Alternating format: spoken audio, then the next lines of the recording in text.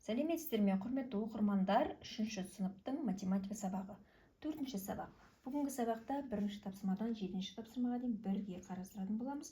Каналға тіркелуді ұмытпаңыздар, лайк басыңыздар. Сабақтың тақырыбы 3 таңбалы сандарды ауызша қосу және азайту. Сен 3 таңбалы сандардың қосу және азайтуды үйренесің. Күн райының адам өміріне әсері туралы айтатын боламыз. Мына сандардың моделін жаса, жүздіктерді, ондықтарды және бірліктерді қандай да бір заттармен, фигуралармен белгіле. Осы сандар туралы айтып бер дейді. Яғни бұл жерде 100, 220, 324 сандарының моделін құрастыруымыз керек. Сан сәулесіне жиындар шешімін көрсет, осы жиыннан 5 санды ата дейді.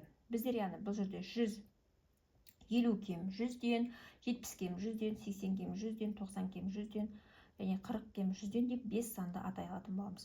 Ал 300 артық 220-дан, 400 артық 220-дан, 500 артық 220-дан, 600 артық 220-дан, 700 артық 220-дан деп 5 санды атаймыз. 324 артық 200-ден, 324 артық 220-дан, 324 артық 200-ден, 324 артық 100-ден, 324 артық 150-ден деп 5 санды атап көрсетейік. Есептеуді түсіндір дейді. Бұл жерде біздер 678 бен 2-ның қосындысын табу үшін бірінші 670-ті алдық, сосын 8 бен 2-ның қосындысы, яғни бірлігіне бірлікті қосып алдық. 670 пен 10-ның қосындысы бізде 680-ге тең болып шыға келді. Келесі өрнекте де біздер бірлігіне бірлікті қосу арқылы сосын барып ондыққа қостық. Яғни 791 мен 9-ның қосындысы 800-ге тең. 992 мен 8-дің қосындысы 1000-ға тең. 680 мен 2-ның айырмасы 678-ге тең. 800 бен 9-ның айырмасы 791-ге тең. 1000 мен 8-дің айырмасы 992-ге тең деп мына жерде шығару жолдарын түсіндіріп кетеміз. Келесі 3-ші тапсырмада есепте дейді. Бұл жерде есептегенде жаңа алдыңғы түсіндірмені қарай отырып, біздер өзімізге есімізде сақтаймыз және алдыңғы түсіндірмедегілерді қолдана отырып, бұл тапсырмаларды орындай алатын боламыз. Яғни 576 мен 4-дің қосындысы 580-ге тең. 593 пен 7-дің қосындысы 600-ге тең. 3 пен 547-дің қосындысы 550-ге тең. 7 мен 123-дің қосындысы 130-ға тең. 872 мен 8-дің қосындысы 880-ге тең. 986 мен 4-дің қосындысы 990-ға тең. 4 пен 806-ның қосындысы 810-ға тең. 2 мен 288-дің қосындысы 290-ға тең. 1000 мен 7-ның айырмасы 993-ге тең. 790 мен 6-ның айырмасы 784-ге тең. 800 пен 7-ның айырмасы 793-ге тең. 900 пен 2-ның айырмасы 898-ге тең. 780 мен 9-ның айырмасы 771-ге тең. 900 пен 7-ның айырмасы 893-ге тең. 300 бен 6-ның айырмасы 294-ге тең. 500 бен 4-ның айырмасы 496-ға тең.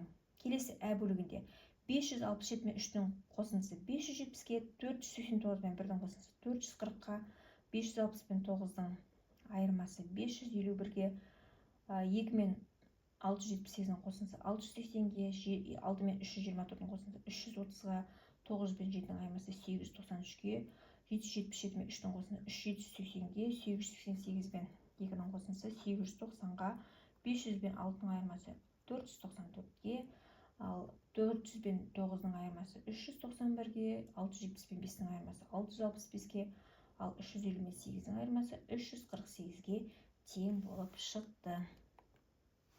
Есептеу тәсілін түсіндір дейді. Бұл жерде 468-ге 7-ні қосу үшін біздер 468-ді дөңгелек санға айналдырып аламыз. Дөңгелек санға айналдырып 468-ге 2-ні қосамыз. Сонда 470 болады.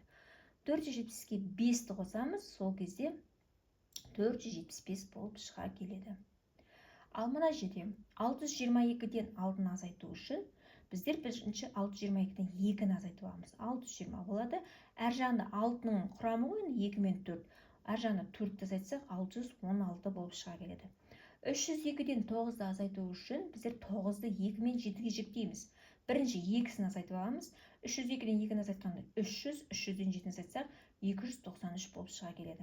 876-ға 8-ді қосу үшін 8-ді 4 пен 4 деп жіктейміз.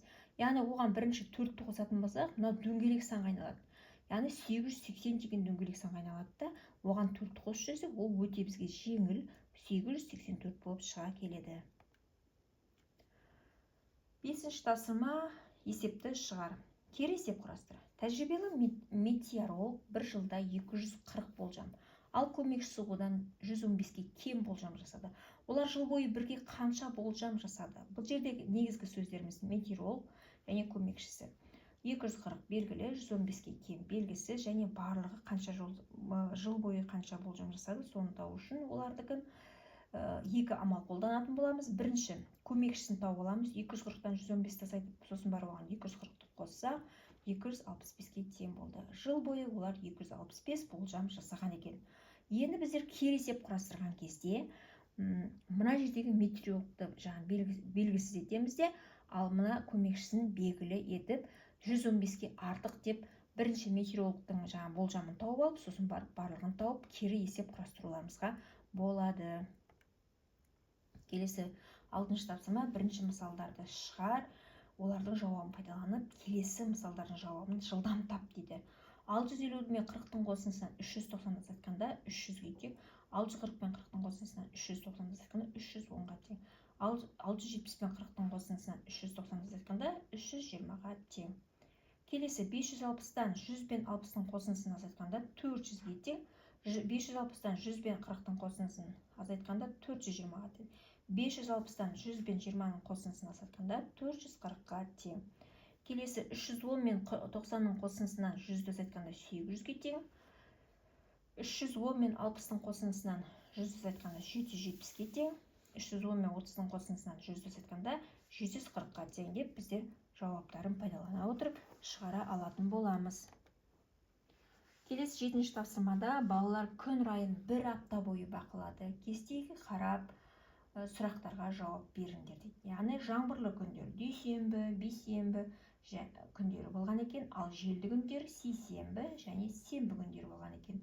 Жел болған күндерді атаңдар дейді. Жел болған күндер бізде сейсенбі және сенбі. Жаңбыр жаумаған күндерді атаңдар дейді. Жаңбыр жаумаған күндер бізде сенбі, сәрсенбі, жұма, сенбі, сейсенбі, жексенбі екен. Жаңбырда желде болмаған күндерді атаңдар. Жаңбырда желде болмаған күндер бұл сәрсенбі, жұма және жексенбі екен.